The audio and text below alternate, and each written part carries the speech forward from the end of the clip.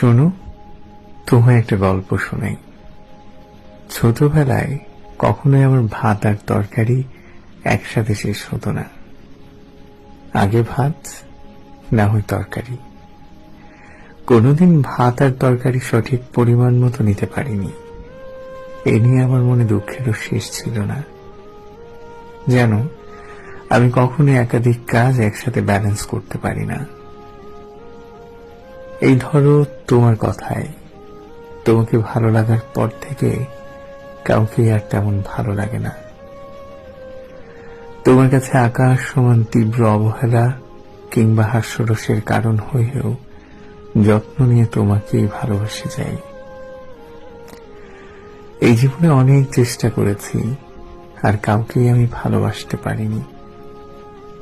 আচ্ছা, একটা প্রশ্ন করি, তুমি কি